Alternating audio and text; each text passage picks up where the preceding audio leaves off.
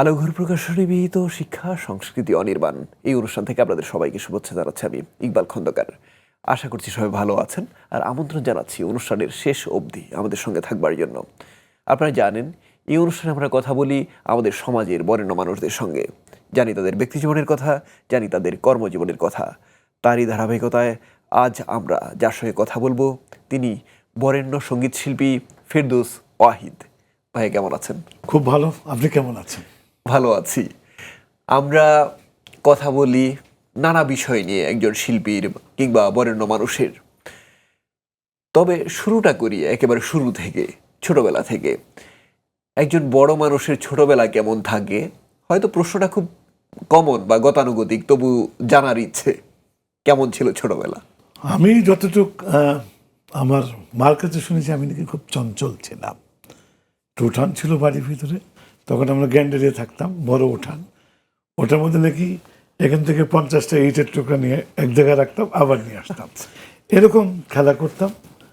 আর আমাদের বাড়ির পরিবেশটা ছিল একটু সাংস্কৃতিক। বাবা প্রতিদিন, তখন রোববার ছুটির দিন ছিল, তৎকালীন সময়ে যারা বড় বড় শিল্পীরা ছিলেন, ওস্তাদ বারেন মজুমদার, ওস্তাদ সাদেক হোসেন, ওস্তাদ সোহরাব হোসেন সাহেব, ওস্তাদ হালিম চৌধুরী, সবাই ওনারা আসতেন, আসর বসতো, গান বাজনা হতো। আর মনে পড়ে আমার আব্দুল আলিম সাহেবের কথা। উনি আমার বাবার ঘনিষ্ঠজন ছিলেন। উনি আসতো, অনেক রাত পর্যন্ত গান করতো, আমি পাশে বসেই থাকতাম, খুব গান শুনতাম। এমনিভাবে গানের প্রতি আগ্রহটা পড়ালেখায় বাবা কম, মা একটু কঠিন ছিলেন। তার কথা ছিল যাই করো পড়ালেখা আগে ঠিক করো, পড়ালেখা করবে না গান চলবে না। এমনিভাবে এই টানা হিসটা করতে করতে ম্যাট্রিক পাস করার পরে আমার সাথে সঙ্গত কারণে গান বাজনা করছি, পরিচয় ঘটে যায় বিখ্যাত সুরকার আমার গুরু আলম খান সাহেব। উনি চলে গেছেন, ওনার মাধ্যমে আমি চলচ্চিত্রে সুযোগ পাই, আসামি হাজির। এবং সেই থেকেই আমার চলচ্চিত্রে প্লেব্যাকের যাত্রা। মজার বিষয়টি হলো, চলচ্চিত্রের গান না গাইতে পারলে তখন ধরা হতো না আমি পরিপূর্ণ কোনো গায়ক বা যারা গায়িকা, তাদেরকে তখনই বলা হতো প্লেব্যাক করছে, সিনেমা গান, মানে ওকে। তো যেদিন চলচ্চিত্রে প্রথম চান্স পেয়ে গেলাম, আমার মনে হচ্ছিল ওই আসমানের দয়া পড়ে গেছে। ভাইয়া, প্রথম চলচ্চিত্র আসামি হাজির, যেটা নাম একটু আগে বলছিলাম, সেখানে আসামি হাজির কিন্তু বেশ আলোচিত চলচ্চিত্র, আমরা দেখেছি। প্রথম আপনাকে সেখানে প্লেব্যাকের সুযোগ দেওয়া হলো, প্রথম দিনের অভিজ্ঞতাটা, অর্থাৎ প্লেব্যাকে আপনি প্রবেশ করলেন এই জগতে, প্রথম দিনের অভিজ্ঞতাটা আসলে কেমন ছিল? চমৎকার একটি মানুষের সাথে আমার পরিচয় হয়েছিল সোহেল রানা। উনি খুব কোঅপারেটিভ একটি মানুষ ছিলেন। ওনার নাকি গানটা পছন্দ হয়েছিল, আর নায়িকা ছিল ববিতা, তারা গানটা করলো, আমি পর্দায় দেখলাম, সিনেমা হলেই যেয়ে দেখেছি। তো আমার খুব ভালো লেগেছিল গানটি। শুরুতেই এমন সুন্দর একটি গান, আমার পৃথিবী তুমি, তোমার পৃথিবী আমি, কিছু চাওয়া পাওয়া, কিছু ভালোবাসা, এই জীবনটা ঘিরে থাকে না সমুদ্র সৈকতে। গানটি আমার এখনো স্টেজে গেলে মানুষ খুব লুফে নেয়, খুব ভালো লাগে। আমি মনে করি আমার ভাগ্যটা ভালো ছিল। ভাইয়া, আরেকটু পিছনে, আমরা সামনের দিকেই যাব, তো পিছনে একটা প্রশ্ন হয়তো আমরা করতেই পারি। আব্দুল আলিম, তার সঙ্গে আপনার পরিচয় ছিল পারিবারিক সূত্রে, আপনার বাবার সূত্রে। কিন্তু তিনি যখন আপনার সঙ্গীতের শিক্ষক হলেন বা আপনাকে শেখালেন, আব্দুল আলিম সাহেব না, শিক্ষক হয়েছেন সাদেক আলী সাহেব, হালিম চৌধুরী, সোহরাব হোসেন সাহেব, আর ওস্তাদ মদন মোহন দাস। কিন্তু ওনার পাশে বসে আমি ঘন্টার পর ঘন্টা গান শুনতাম। সেই শিক্ষা ছিল অনেক বড় শিক্ষা। ইনডিরেক্টলি ওনার গান শুনতাম, তাকিয়ে দেখতাম কেমনে গাইতো, মনে গেঁথে যেত। আমার মনে হয় এই শিক্ষাটা ছিল সবচেয়ে বড় শিক্ষা। আরেকটু জানি যে আপনার অ্যালবাম, একক অ্যালবাম, তথ্য যতটুকু জেনেছি 15টা, বেশিও হতে পারে, অনেক সময় তথ্য একটু এদিক সেদিক থাকে। প্রথম যখন অ্যালবামের জন্য গান করতে গেলেন, আমরা প্রথম স্মৃতিটা জানতে চাই, এই জন্য প্রথম দিনের স্মৃতি সবসময় অন্যরকম থাকে। এখানে যদি অবদান কারো থেকে থাকে, সবচেয়ে বেশি ফিরোজ শাহ, মরহুম ফিরোজ শাহ। দুটো রেকর্ড বের হয় অ্যালবামের, একটি আমার, একটি আজম খান সাহেবের। যে যেখানে আমার প্রথম আলম খানের সাথে পরিচয়, আজম খানের ভাই হিসেবে রেকর্ডিং তত্ত্বাবধানে এসেছিলেন। উনি আমার গান শুনে তখন বলেছিলেন, তুমি গান করবে ফিল্মে। এই ছিল আগমন। তো ফিরোজ শাহ যদি পরিচয় না করিয়ে দিত, সেই দিন সেই রেকর্ডিংয়ের ব্যবস্থা না হতো, আমি হয়তো তাকে জানতামও না, হয়তো বা কী ঘটতো জানি না। তো আলম খান সাহেব ছিলেন জ্বলন্ত একটি উদাহরণ যে সেই সময় ওনার মতো লোক আমাকে ডাকলি কি আর না ডাকলি কি। আর ওইটি ছিল আমাদের প্রথম গান recording, Dhaka record company farm গেটে। তো ফিরোজ শাহ সব অ্যারেঞ্জ করলো। সবচেয়ে মজার ব্যাপার, আজকে যে ক্যাটসাই তার স্বত্বাধিকারী আমার দুই বন্ধু মাসুদ, গোলাম সারওয়ার এবং শামীম, এরা চারজনে মিলে পকেটের টাকা দিয়ে, আমিও কিছু করলাম, 252 টাকা দিতে হাফ শিফট নিলাম। আচ্ছা, কথা হলো আজম খানের দুইটা, আমার দুটা। এবং ওই দিন যে খাওয়া দাওয়া হলো সারাদিন, তাও খুবই যৎসামান্য, 15-20 জন খেলাম। বিল আসলো কত, 20-25 টাকা। আচ্ছা, এই খাওয়া দাওয়া, এর ভিতরে চাটা সব সহ। তো এখন সেই সময় এটাই হতো, ছিল অনেক কিছু। ওই দিন আরেকটি ভাগ্য ঘটলো, যিনি রেকর্ডিস্ট আব্দুল মজিদ সাহেব, উনি মারা গেছেন। ওনার উনি আসতো এবং উনি মাঝে মাঝে সে দেখে যাচ্ছিল। তো রেকর্ডিং সবাই চলে গেল, ফিরোজ শাহকে উনি ডাকলো। ফিরোজ শাহ আমাকে ডেকে নিয়ে গেল, বললো আমি তোমাদের গান শুনলাম, না আমাদের নিজেদের জন্য করা, অন্য কিছু। উনি তখনই বললো, তোমরা কি রেকর্ড বার করবে? এই ওনাদের থেকে অফারটা, এবং এর চাইতে বড় আর কি হতে পারে। একদম। ওটাই ছিল প্রথম আমার এবং আজম খানের। প্রথম থেকে দ্বিতীয়তে যাব, তৃতীয়তে যাব, একটা বিরতি নিয়ে আসি। দর্শক, আপনারা দেখছেন আলোকর প্রকাশনী নিবেদিত শিক্ষা সংস্কৃতি অনির্বাণ। আমাদের সঙ্গে আছেন বরেণ্য সঙ্গীত শিল্পী ফেরদৌস ওয়াহিদ।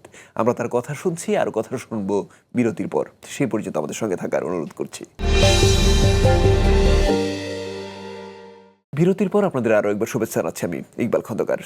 আপনারা দেখছেন আলোকর প্রকাশনী নিবেদিত শিক্ষা সংস্কৃতি অনির্বাণ। আমাদের সঙ্গে আছেন বরেণ্য সঙ্গীত শিল্পী ফেরদৌস ওয়াহিদ। ভাইয়া, প্রথম রেকর্ডের স্মৃতি আমরা শুনলাম, প্রথম অ্যালবামের। তারপর নানা রকম গান, আপনার জনপ্রিয় গানের তালিকা করি অনেক লম্বা হয়ে যায়।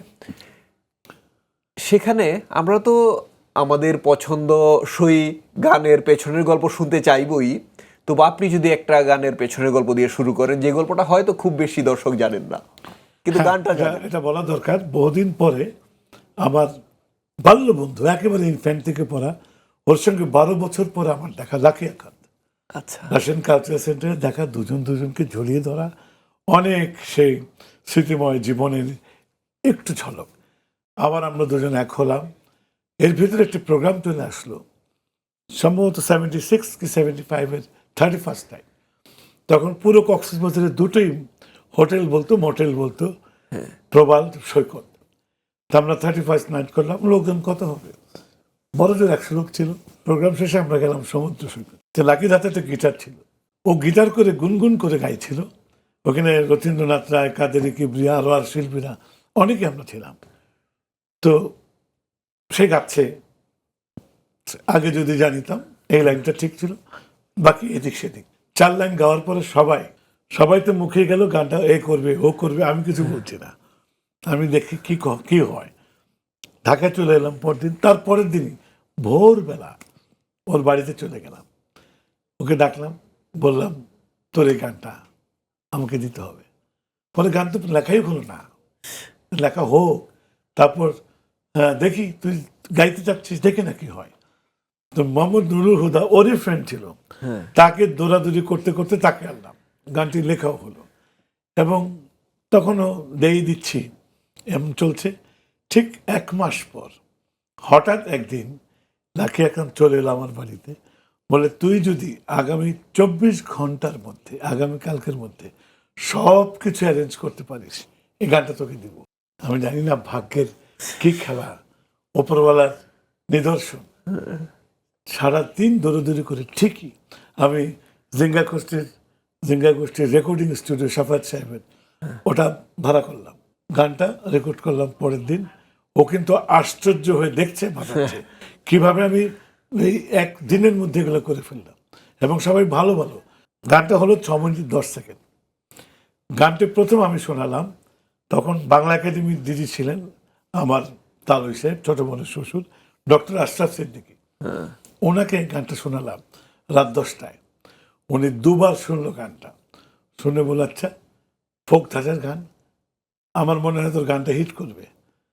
আগে যদি জানিতাম তবে মনে ফিরে চাইতাম, এই জ্বালায় আর প্রাণে সয় না রে, এই জ্বালায় আর প্রাণে সয় না। ও হো মনরে কিসের তরে রই গেলি তুই, আগে যদি জানিতাম তবে মনে ফিরে চাইতাম, এই জ্বালায় আর প্রাণ সয় না। 1976 সুরে ওরই লাকিয়াকেদের সুরে মোহাম্মদ নুরুল হুদা সাহেবের লেখায় গানটি আমার জীবনের মোড় ঘটিয়ে দিল। শুরু হয়ে গেল নতুন একটি অধ্যায়। ভাইয়া, একটা গান আপনার যেটার গান থাকেনি, মনে হয়েছে যখন আমরা মা কিংবা এই বিষয়ক আলোচনাগুলি করি, কিংবা মায়ের বিশিষ্ট সন্তান যারা হয়, যারা মায়ের মুখ উজ্জ্বল করেন, কিংবা রত্ন গর্ভা মা যাদের বলি, এই প্রসঙ্গগুলো যখন আসে তখনই এমন একটা মা দেয় না। এটাও একটি ছোট্ট, এটা 3 বছর পরে ঘটনা, রিলিজ হওয়ার পরে। এটা আমার মনে হয় বললে ভালো হবে। ডক্টর নাসির আহমেদ বর্তমানে লস অ্যাঞ্জেলেসে সে একজন ডেন্টিস্ট। তো গানটাও ও হঠাৎ করে বলে তোর জন্য একটা গান করেছি, আমার জন্য মানি তোর গলা যাবে। গানটি সে উপলক্ষ করে গান রেকর্ডও হলো, সব কিছু হলো, তুমুল জনপ্রিয়তা। এই গানটি আবদুল্লাহ আবু সাইদ স্যার যখন সপ্তবর্ণা করেন, আমার ডাইরেক্ট টিচার উনি কলেজে, তো বললো ফেরদৌস তোমাকে এটা অ্যারেঞ্জ করতে হবে, 2টি দল, গানের যুদ্ধ হবে। আমি সব শুনলাম, আমি স্যারকে বললাম সব ঠিক আছে স্যার, আমার একটা শর্ত। কি শর্ত? আমি একটা গান গাবো অনুষ্ঠানটির লাস্টে, এবং এটাই হবে বিটিভিতে প্রথম ঠোঁট মেলানো গান। এর আগে ডিরেক্ট রেকর্ডিং হতো, যেত বলছে গানটা শোনাও। শোনালাম, উনি 3 বার শুনলো, শুনে বললো গান তো যাবেই, তোমাকে বলে দিচ্ছি প্রতি 20 বছর পর পর তুমি খবর নেবে, গানটা সমান জনপ্রিয় থাকবে, এতটুকু জনপ্রিয়তা কমবে না। এটা আবদুল্লাহ আবু সাইদ স্যারের কথা ছিল। গানটা হলো, হওয়ার পরে আজকে গানটার বয়স অলমোস্ট 52, এখনো যে কোনো অনুষ্ঠানে এটা গাইতেই হবে, এই ছিল তখন ধারণা। তো এই গানটার 3 বছর পেরিয়ে যাওয়ার পর হঠাৎ আমার মনে হলো আমি লেখককে একটি কথা জিজ্ঞেস করলাম, ভাই তুমি এটা কি মনে করে লিখলে? বলে কেন? আমি তো এটা লিখেছি, তুমি কি মনে করে গাও? আমি বললাম গাই মাকে স্মরণ করে। হ্যাঁ তোমারটা ঠিক আছে, কিন্তু আমার ভাবনা আলাদা। আমি কেমন? বলে আমার কাছে এই গানটি ছিল দেশ মাটি, মা মানে আমার দেশ, আমার মাটি, এর সন্তানেরা কাঁদবে, হাসবে, কষ্ট করবে, একদিন দেশকে গড়বে। তারপরে বলে তোমারটা ঠিকই আছে। এটা আমার আজও খুব মনে পড়ে। কিন্তু আরেকটা গান, আমি এক পাহারাদার, আমি মাত্র বলতে যাচ্ছি, আপনি যখন এই গানটা করেন বা আপনার কণ্ঠে যখন আমরা রেডিওতে গানটা শুনতাম, তখন আমাদের কাছে মনে হতো যে একটা দৃশ্য আমাদের সামনে ঘুরে বেড়াচ্ছে, এবং আমরা দেখতে পেতাম যে রেডিওতে গান বাজছে, কিন্তু এটার কল্পনা করতে পারতাম। ঘটনা আছে। হ্যাঁ, সত্য শাহ বাংলাদেশের একজন অত্যন্ত, কি বলবো, ওনার জুড়ি নাই, উনি যা গান করতেন তাই হিট হতো, উনি সহজ সরল গান করতেন। তো উনি কেন পছন্দ করলো জানি না, উনি আমাকে ডাকালো। তো উনি বললো দেখো রাজ্জাক সাহেবের গান, উনি ডিউটি করে, পাহারাদার, রাতে তাড়ি খায়, পাহারা দেয়, গানটা তুমি গাও। আমি বললাম সত্যতা একটু দেখিয়ে দেন। তো উনি গানটা যখন দেখাচ্ছিল আমাকে, আমার মনে হচ্ছিল উনি বুঝি সত্যি সত্যি তারিখে উনি শেখাচ্ছেন। এবং আমি অবাক হয়ে দেখছি গান তারা কিভাবে শেখাতো, তাদের এক্সপ্রেশনটা সে নিজে করে আমাকে দেখাচ্ছে। এটা আমি এখনো আশ্চর্য হয়ে যাই, মানে আমি অবাক হই, এবং মনে হচ্ছিল উনি বুঝি মাতাল হয়ে গেছেন, কিন্তু উনি গানটা শেখাচ্ছেন এক্সপ্রেশন। তারপরে গান হলাম, উনি আমাকে খুব আদর করলো। তারপরে দৃশ্যপটটা আপনারা জানেন, পুরো বাংলাদেশে ছড়িয়ে যায় গানটি। আমি এক পাহারাদার, সাধ্য আছে কার বাবা আমার চোখে ধুলা দিয়া হইয়া যাবি পা আমি তখন বললো না তুমি আরেকটু একটু মাতলামের ভাবটা আনো। তাই ওকে সাজেশন আমি এক পাহারাদার এই তো ঠিক। তখন বললো বস্তিওয়ালা জাগো। এই দৃশ্যগুলো যখন মনে হয় যে গানও একটা অভিনয়, একদম এখানেও এক্সপ্রেশনটা লাগে, একদম। শুধুমাত্র হাত পা ছাড়া। ভাইয়া আরেকটা বিরতি নিয়ে আসি। দর্শক, আপনারা দেখছেন আলোকর প্রকাশনী নিবেদিত শিক্ষা সংস্কৃতি অনির্বাণ। আমাদের সঙ্গে আছেন বরেণ্য সঙ্গীত শিল্পী ফেরদৌস ওয়াহিদ।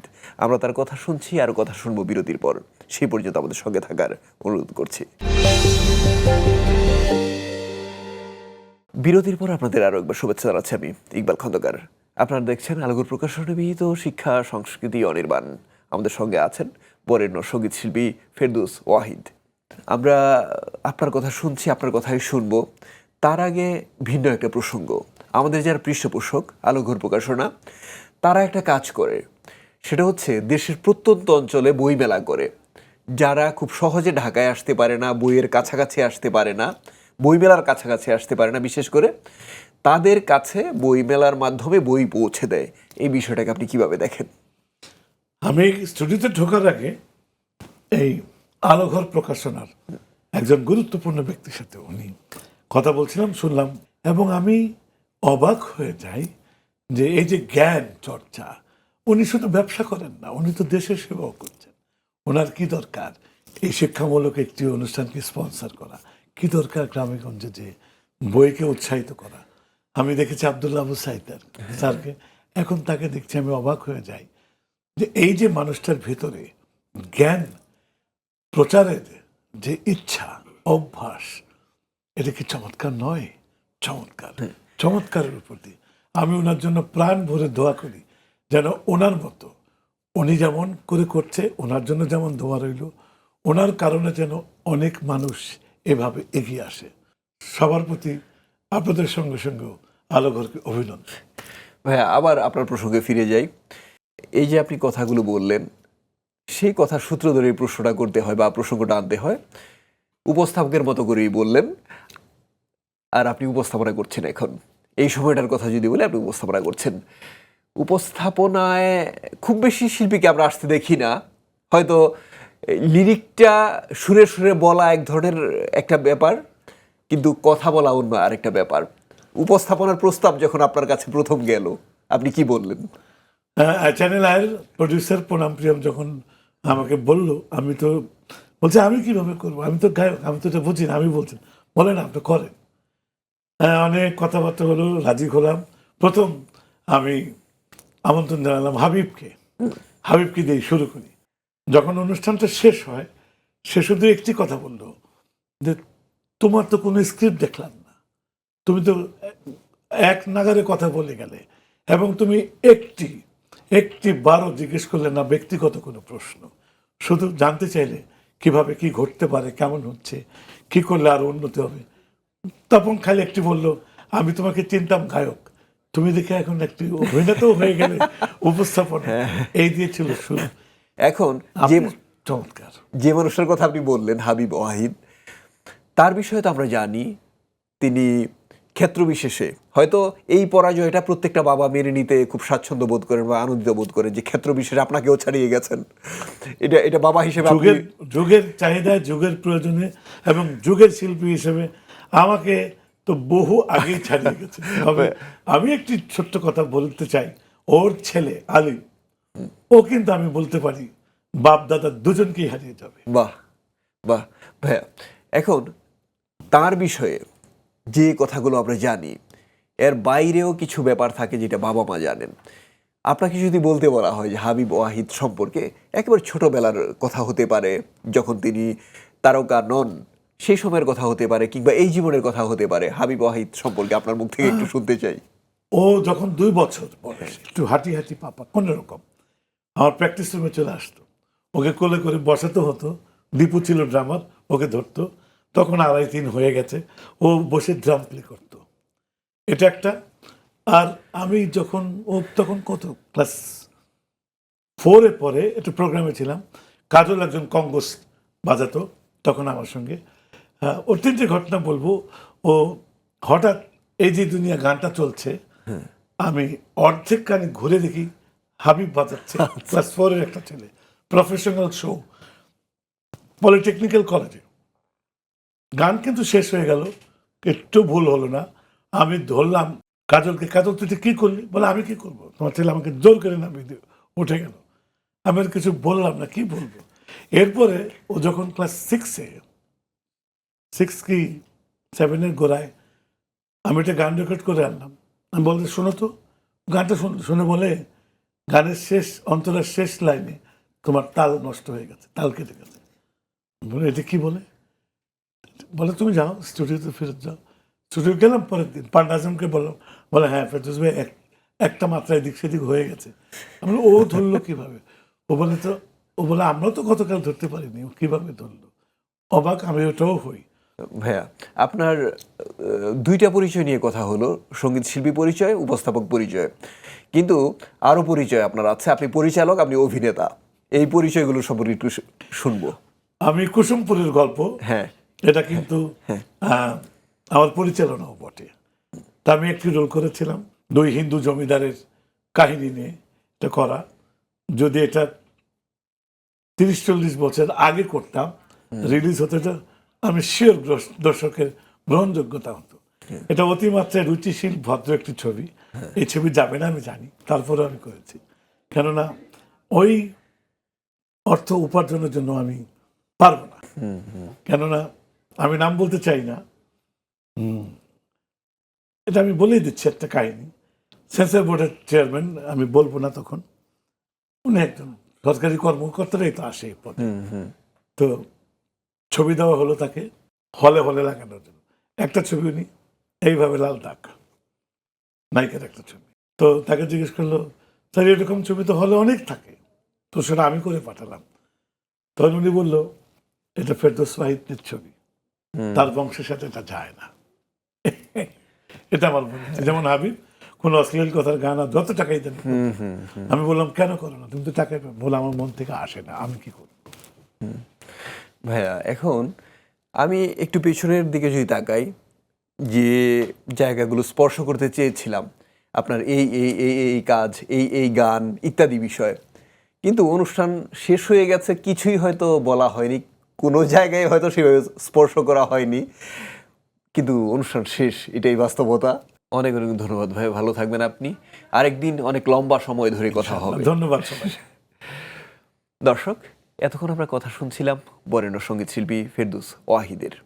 জানছিলাম তার ব্যক্তিজীবনের কথা, জানছিলাম তার কর্মজীবনের কথা। আমরা অনুষ্ঠানের শেষ পর্যায়ে চলে এসেছি। এই অনুষ্ঠানে প্রচার হয় প্রতি রবিবার রাত 8:30টায়, আর প্রচারিত পর্বগুলো দেখা যায় জিটিভির ইউটিউব চ্যানেলে। সবাইকে আবারও শুভেচ্ছা জানাচ্ছি, আর আমরা এখন বিদায় নিচ্ছি অতিথিকে বই উপহার দেওয়ার মধ্য দিয়ে। সবার জন্য শুভকামনা। আল্লাহ হাফেজ।